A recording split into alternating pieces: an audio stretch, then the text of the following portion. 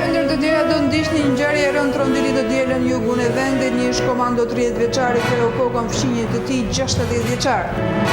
Të dielën e Gjirokastër u doj një shtëpi legjend, një monument 300 vjeçar, duke i shtuar Gjirokastës një tjetër gërmall.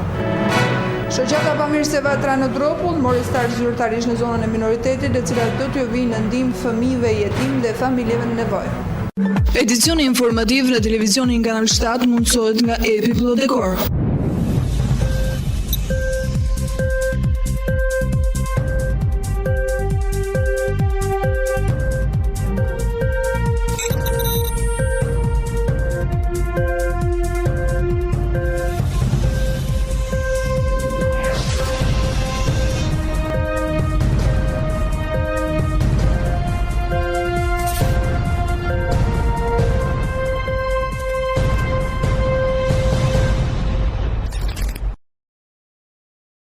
Përshëndetje nderuar shikues të ekranit televizionit Kanal 7, ju njeh gjerësisht me informacionet e përgatitura për këtë edicion informativ.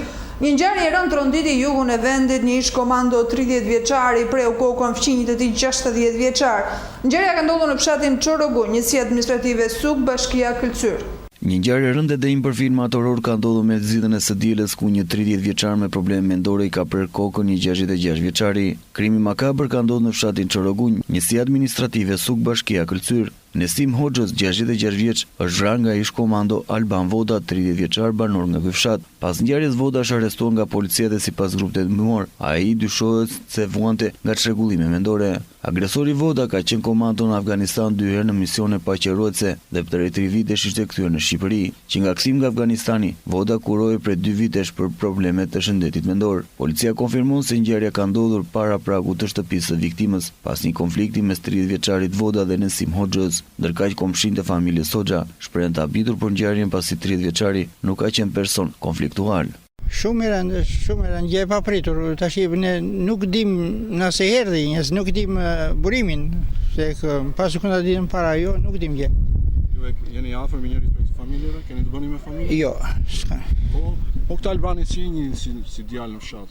Po ai tash në punëtia ka qenë di për herë, shkonte na fliste, respektonte.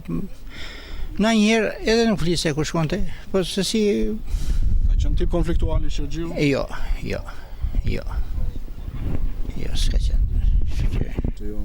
Shumë e rënd, nuk duhet ndodhur kjo në fshatin tonë. Si njihni të dy familjet? Shumë të mira, shumë të sjellshme. Në ngjarja që nuk di ç'të them. Autori i ngjarjes ka qenë tip konfliktual? Jo. Tipi mbyllur në vetë. Tipi mbyllur ka qenë. Ndodhin konflikte në fshatin tuaj? Jo. S'ka ndodhur në një herë parë kjo dhe nuk mos ndodh me kjo gjë. Të dielën e Gjirokastër u doj një shtëpi legjend, një monument 300 vjeçar, duke i shtuar Gjirokastës një tjetër gërmall.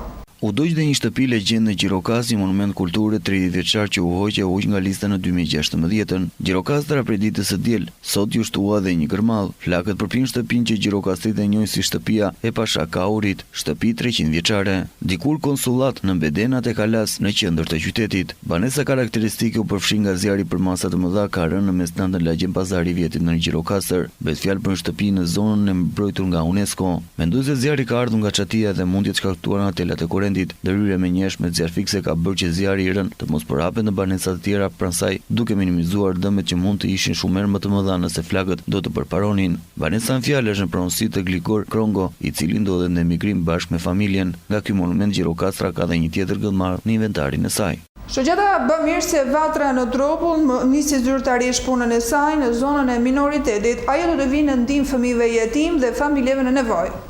Shoqata Bamirëse Vatra në Dropull prej ditës së shtunë ka nisur zyrtarisht veprimtarinë e saj të bamirësisë në zonën e Dropull dhe Finiqit. Aktiviteti i saj do të përqendrohet tek fëmijët jetim dhe familjet e nevojshme në këtë zonë. Drejtuesi i kësaj shoqate, Olga Paguna, e njohur për aktivitetet e saj në mbështetje të fëmijëve jetim, tha se aktiviteti i kësaj shoqate jo fetimprur se nisi atëherë kur u njoh me një realitet që nuk e njihte shumë familje në nevojë në këtë zonë. Në fakt nuk është tamam sot aktivitet bamirësie. Sot është një prezantimi i shoqatës që është krijuar që të vinë ndihmë bamirësisë. Juve më dini shumë mirë që unë kam vite që merrem me bamirësi, që merrem me shtëpinë e fëmijës së Sarandës, po duke vështruar më erdhi një ide ose pjeta veten time. Mirë këta fëmijët që janë brenda një institucion janë mirë, po fëmijët që janë jashtë këtij institucioni çfarë bëhet? Po kemi neve në Dropull, me një kërkim që bëra në Dropull, kishim shumë fëmijë të cilët ishin sëmur, jetim, pa kushtet e nevojshme, familje me probleme në standardit ekonomik. Kështu që më erdhi ideja që duhet të krijoj një shoqat, kjo shoqat sigurisht që do jetë shoqat bamirësie që të vinë ndihmë familjeve në një nevojë dhe sidomos fëmijëve. Duhet që t'i mbështesim që këta fëmijë të integrohen sa më mirë dhe sa më me pa shumë plaga në shoqërinë dhe sidomos në shoqërinë shqiptare, meqense këta fëmijët dinë greqisht dhe është shumë vështirë për shembull ti marrësh këta fëmijë dhe ti çosh në shtëpinë e fëmijës së Sarandës, se kemi fëmijë që janë jetim. Pasi gjuhën nuk e din, ose fëmijët autik, kemi shumë fëmijë autik, pastaj një plagë shumë e madhe jona është janë plejt për shembull, se në fshatrat tona po që jetojnë vetëm, edhe neve thamë që të krijojmë një shoqat, e cila do jetë shoqat bamirësie, e të fillojmë nga shtëpia jonë. Njëherë të shikojmë ç'bëhet në fshatin tonë, ç'bëhet në krajinën tonë, çfarë bëhet rreth nesh, edhe pastaj të zgjerojmë, nëse bëhemi të fuqishëm, të zgjerojmë domethënë aktivitetin tonë duke mbuluar sa më shumë njerëz që janë në nevojë. Pasi neve jemi bërë të lishëm, i kemi marrë të gjitha dokumentet, kemi bërë disa aktivitete, sot kemi zgjedhur si ditë që do bëjmë prezantimin e shoqatës tonë në biznesmen sidomos grek, të minoritar, Dropullit, njerëz të cilët kanë ndihmuar gjithmonë domethënë në këto probleme sociale që ka pasur Ukraina, kanë gjetur një mbështetje shumë të madhe, prandaj thamë edhe neve që duhet këtë që kemi krijuar deri tani ta prezantojmë, të shikojnë të gjithë se neve nuk jemi një shoqat që do vemi dhe do lëpim, si mund të thuash, domethënë ndihmë nga shoqëritë ose nga njerëzit. Duhet një herë të tregojmë misionin ton, të tregojmë cili është qëllimi jon edhe të na mbështesin. Domethënë çdo gjë është krijuar në përbazat e ligjshme edhe në përbazat sa më të rregullta të prezantimit të kësaj shoqates. Shoqata jon do vinë ndihmë të gjithë fëmijëve jetim që jetojnë tani në krajinën e Dropullit dhe në krajinën e Finiqit, domethënë të bashkisë së Finiqit. Në Finiq kemi 10 fëmijë jetim, nga 2 familje ka vdekur mamaja edhe fëmijët janë vetëm, ndërsa këtu në Gjirokastër, në Dropull, kemi 2 familje që ka vdekur babai edhe një familje tjetër me 3 fëmijë që mamaja ka ikur dhe po i jeton ka ikur, i kalon fëmijët dhe po i rrit vetë babai. Duhet të krijojmë kushte, domethënë qëllimi jon më i madh, domethënë objektiva jon më e madhe e shoqatës është që të krijojmë një qendër për fëmijë në Dropull, që këta fëmijët e Dropullit të bëjnë, këta që janë autik, për shembull, të bëjnë mësime në gjuhën greke, të përgatisim domethënë psikologjikisht me sociolog, me psikolog, që vim në ndihmë që nuk i jemi drejtuar akoma ministrive, po kemi gjetur mbështetje shumë të madhe tek njerëzit biznesmen të Dropullit, tek njerëzit për shembull që e zotërojnë për shembull këtë si mund të thuash dëshirën e për të ndihmuar për bamirësi. Për shembull skuadrës tonë është shtuar Eleana Naçi, gruaja e Kristo Naçit, e cila është psikologe dhe do t'ju vinë në ndihmë fëmijëve, sidomos t'i trajtoj këta fëmijët që kanë gjithë këto probleme. Pediatria jon Rita Jorgji, e cila shkon shtëpi më shtëpi, domethënë për të ndihmuar fëmijët, plus edhe vullnetarë të tjerë që do na ndihmojnë që të arrijmë këto objektivat e shoqatës. Prezantimi i shoqatës Vatra në Dropull u bë të shtunën në zonën e minoritetit me semrave të njohur të kësaj zone, të cilët premtuan se do të jepnin mbështetjen e tyre kësaj nisme humanitare. Është momenti i njëjtë me informacionet më të fundit nga rajoni dhe bota.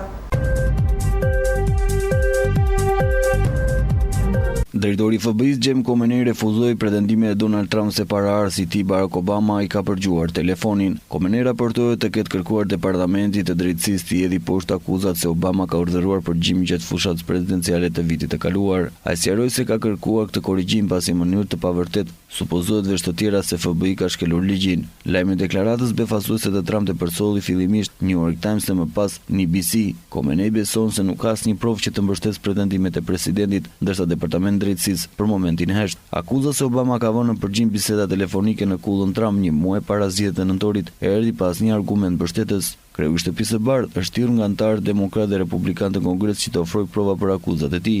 Dhe ish drejtori i shërbimit të zbulimit James Clapper tha të dielën se nuk kishte aktivitet përgjigimi të kryer kundër presidentit të zgjedhur në atë kohë apo gjatë kohës kur ishte kandidat dhe as ndaj një pjesëtarit të fushatës së tij.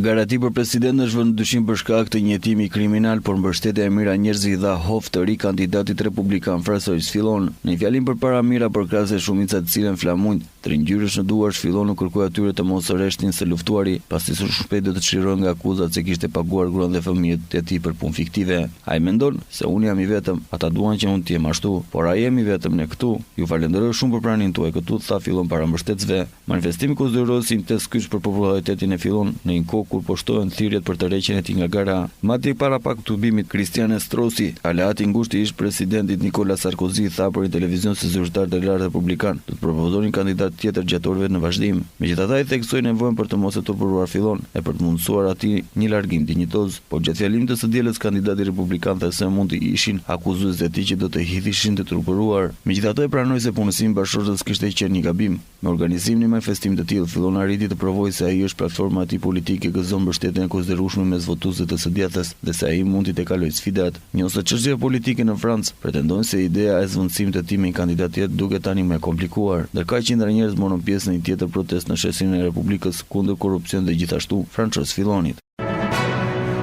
Presidenti turk Recep Tayyip Erdogan vuri shenjën e barazimit me zyrtarët e Gjermanisë së sotme dhe nazistëve, duke përshkallëzuar luftën e fjalëve mes dy vendeve. Komente Erdogan vin pas vendimit të autoritetit gjerman për të anulluar tubimet e disa politikanë turq në zonat e banuara nga komuniteti në prag të një referendumi të rëndësishëm. Gjermania nuk ka asnjë lidhje me demokracinë dhe veprimet aktuale të saj nuk ndryshojnë shumë nga ato të nazizmit në të kaluarën. Mendoj se praktikat naziste ishin zhdukur, por që kemi gabuar, tha Erdogan.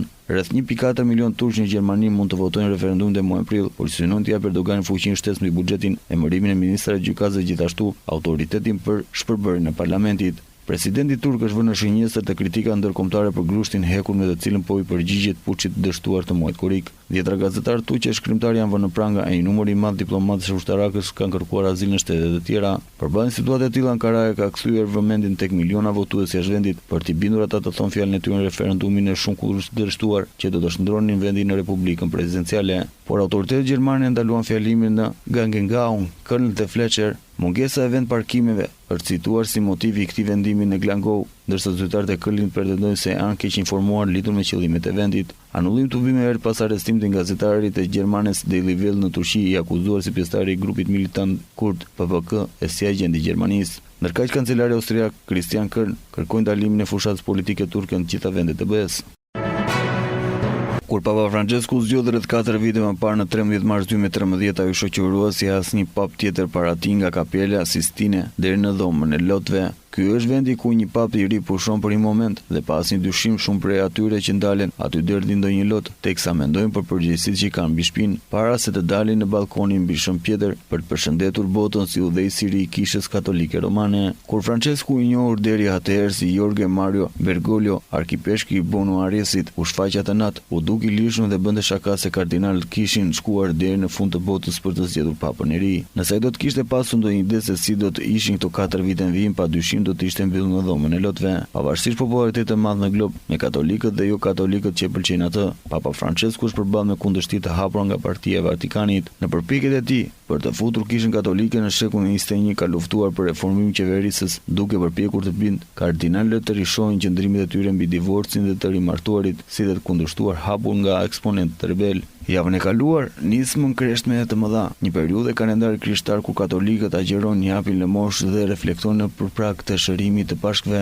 Zakonisht kjo shoqërohet nga lutjet e heshtrat dhe të dielën. Papa bashkë me pjesëtarët e kurisë romake nisin 5 ditë pushim. Larguar nga Vatikani në mesin e tensionit të trazidhe dhe rebelimit, ka madje zëra se i numër antarësh të Vatikanit mendojnë se ai mund të jap dorëheqjen. Raste abuzime me fëmijë dhe tema si divorci dhe rimarteza kanë ndezur një luftë të vërtet civile në Vatikan. Nga kjo e diel që lan pas, materniteti i Gjirokastës mban emrin e ginekologut të njohur Mitro Çuçi. Materniteti i Gjirokastës nga kjo e diel mban emrin e ginekologut të njohur Mitro Çuçi. Në një ceremoni modeste me mjekë familjar nuk mungonte as ministri Blendi Çuçi, i cili me afrimin e zgjedhjeve 18 qershore gjendet prezent në çdo aktivitet në Gjirokastër. Ceremonia u çel nga drejtori i spitalit, i cili vlerësoi kontributin ndër vitet të ginekologut Çuçit. Jemi mbledhur sot në këtë ceremoni të veçantë për të zyrtarizuar vendosjen e emrit të maternitetit të Gjirokastrës të mjekut Dimitër Çuçi. Organizimi i sotëm është një nderim për punën e palodhur të tij në 3 vjetorin e ndarjes nga jeta. Doktor Mitrua, siç e thërisnin të gjithë, ka ngelur në memorien e një komuniteti të banorëve të Jugut, por edhe më gjerë, jo vetëm si mjek profesionist, por edhe si një njeri human dhe i palodhur. Tësive profesionale si mjek, ai ka mundësuar për kujdesjen dhe asistentës shëndetësore në raste të vështira, jo vetëm për shërbimin obsert ginekologjik. Doktor Mitrua ka lënë gjurmë në jetën e komunitetit të zonës së Jugut edhe si intelektual, ndërsa ka dhënë kontributin e tij në zhvillimet e ndryshme. Në të njëjtën frekuencë ka qenë dhe ministri, i cili vlerësoi kontributin e ginekologut të njohur. Ta njoh doktor Mitro, por kam dëgjuar shumë për integritetin njerëzor, integritetin profesional të doktorit dhe siç e kujtoi drejtori pak më parë, i dilnin ndjers profesorëve të mëdhenj në Tiranë, kur i vinin raste nga Gjirokastra, sepse thonin që nëse vin nga Mitro, do të thotë që është një rast shumë i komplikuar që dhe ne nuk mund të bëjmë gjë. Dhe para pak muajsh u inaugurua dhe u kthye shkëlqimi fizik i këtij materniteti dhe uroj që t'i kthehet edhe shkëlqimi profesional duke vendosur emrin e doktor Mitros pikërisht maternitetit së sapo rinovuar. Ky maternitet e meriton pa diskutim emrin e Mitro Çuçit dhe shpresoj që dhe Mitro ta meritoj edhe këtë emër përjetësisht të vendosur sot këtu në këtë godinë të rinovuar. Mitro Çuçi lindri në Lloksa të krajinës së Lunçërisë më 19 maj të vitit 1952, ishte fëmia i 4 në 6 fëmijët e Koçut dhe Marina Çuçit. Shkollën fillore dhe 7 vjeçare i bëri në fshatin e lindjes. Në vitin 66-67 nisi shkollën ushtarake Skënderbej në Tiranë. Në vitin e 3 të shkollës Skënderbega, si të vogël ju ndërprej portonisht karriera ushtarake, që e kishte filluar me shumë dëshirë. Kjo si shkak i një aksidenti që ndodhi në autobusin e linjës Gjirokastër-Tiranë në janar të vitit 1969 pikërisht në Virua. Mitro ishte njëri nga pasagjerët që dëmtuar rënd në kokë dhe luftoi me të vdekjen për ditë të tëra. Ky ishte shkaku që shtetja e saj kuaj ja shmangu vështirësitë e karrierës ushtarake, duke i krijuar mundësinë të diplomohej në fakultetin e mjekësisë gjatë viteve 70-76. Fati deshi që Gjirokastës dhe Jugut të Shqipërisë i dhuronte një nga mjekët më të talentuar në punën e tij. Pas diplomimit punoi fillimisht si mjek i përgjithshëm në Përmet dhe pastaj në Gjirokastër në vitet 76-78. Në vitet 78-81 bëri specializimin për obstetriko-ginekologji në Tiranë. Në vitin 81 nisi punën në maternitetin e Gjirokastrës,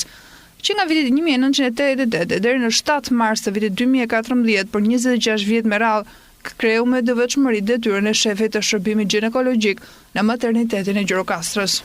Luftëtari e mbylli në barazim ndeshjen e tij përballë shkodranëve të Vllaznisë, ndërkohë që është në pritje të ndeshjes me Teutën e Durrësit. Vllaznia dhe luftëtari kanë dalë në një pikë pas takimit të luajtur në Gjirokastër. Gjatë javës ishin hedhur dyshime për një akord mes palëve, por fusha ka treguar se nuk ishte kështu. Si Gjirokastrit ashtu dhe shkodranët kanë bërë maksimum për të marrë 3 pikët në një ndeshje të luftuar, të mbyllur pa gola, por me 9 kartona të verdhë. Pjesa e parë foli vetëm për luftëtarin që shpërdoroi shumë raste para katërkëndorit të Selimajt me anë të Bregut, i cili provoi nga të gjitha mënyrat të shënonte por pa sukses. Në 45 minutat e dyta Vllaznia e filloi ndeshjen në sulm, por më pas rastet u baraspeshuan nga të dyja krahat. U deshën disa pritje vendimtare të Ruçit nga njëra anë dhe Selimaj në krahun tjetër, që rreta të mbeteshin të paprekura deri në përshëllimin përfundimtarit të gjyqtarit Sino.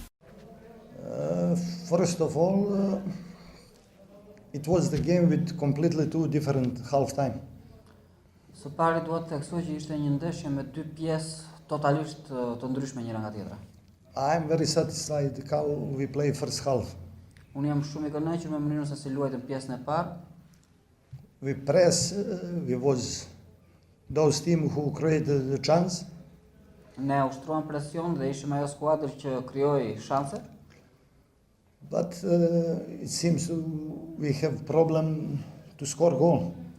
Por duket që ne kemi probleme në mënyrën dhe në shënimin e golit.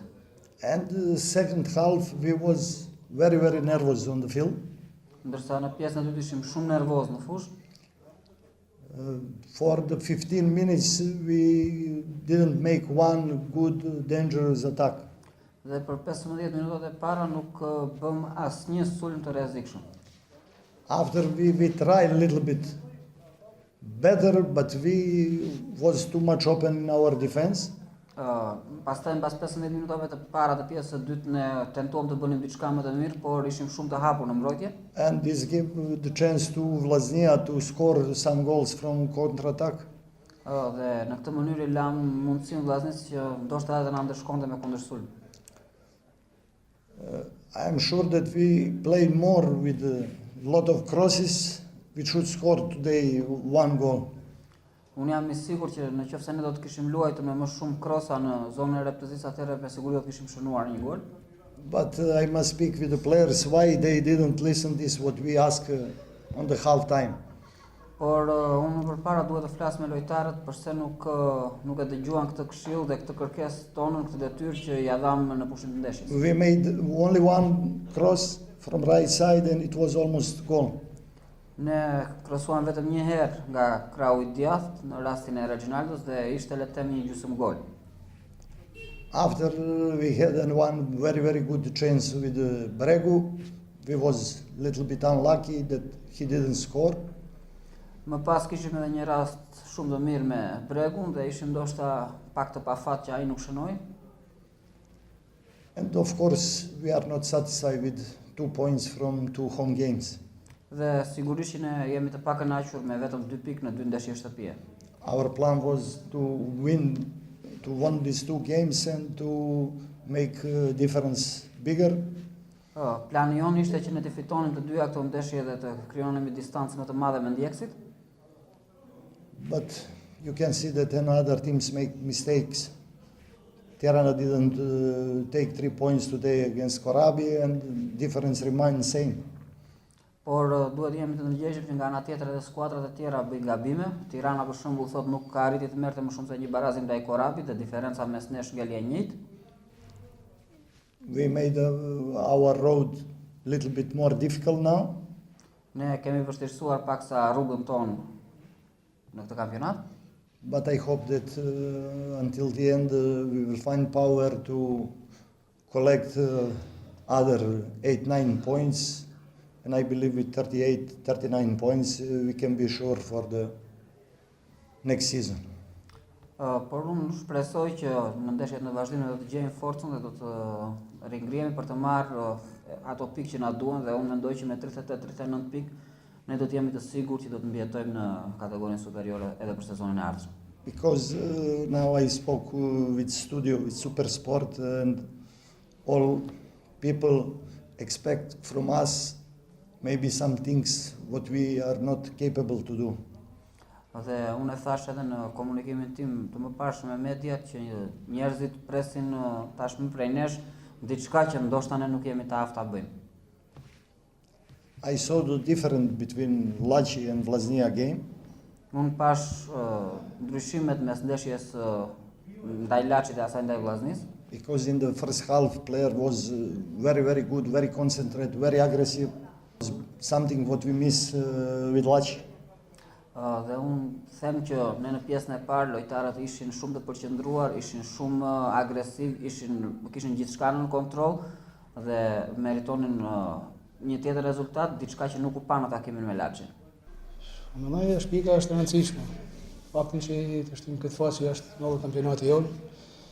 Sikurse edhe pozitat tona dhe të kundërshtarëve direkt nëse mund të flas kështu, pra nga Gjirokastra vendi 4 deri te vendi parafundit, nëse mund të them kështu, gjithë ekipet janë shumë afër. Pra një pikë do të thotë shumë, as më tepër jashtë fushës tonë.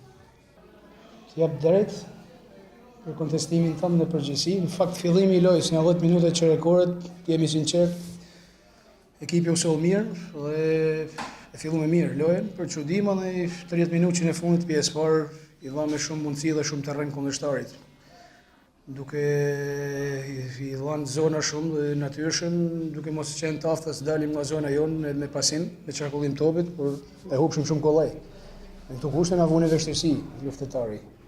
Që pjesa e dytë ishte krejtësisht tablo tjetër, si ishte aty. Natyrshëm ekipi isha i billur sepse edhe kundërshtari nuk do ishte mundësi për të qëndruar më në pozitat e pjesës parë, por do tentonte të hillej më tepër i fjencën, gjatë cilën edhe mund të lente hapësina mbrapa.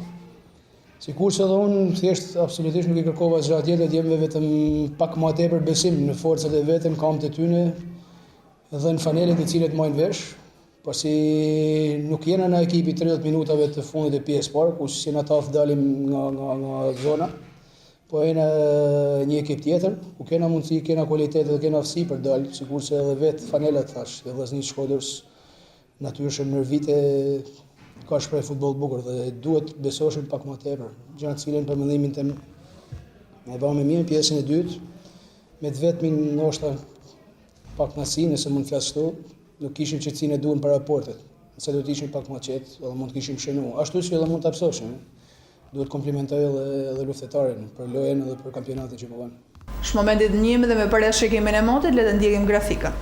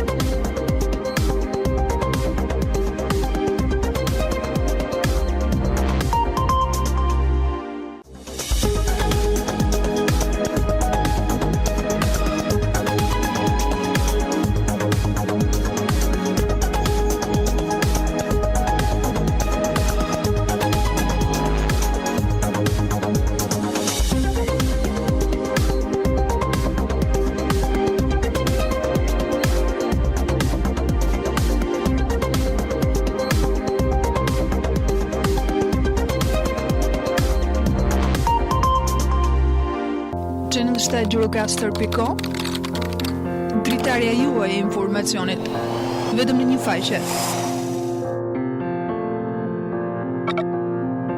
Showbiz, sport, kulturë, lajme politike, ekonomi. Koncept i ri në gjithçka. Ndryshe nga të tjerët. Gjithçka në një të vetme.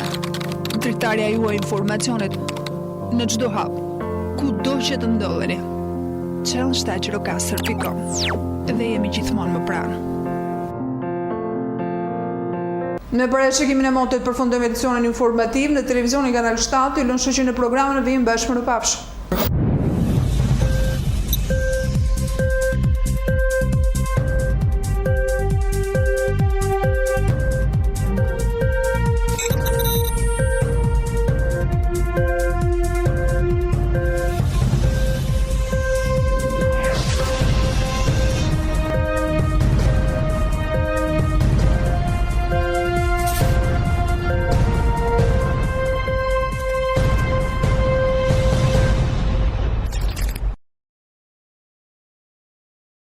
Edicioni informativ në televizionin Kanal 7 mundësohet nga Epi Plot Dekor.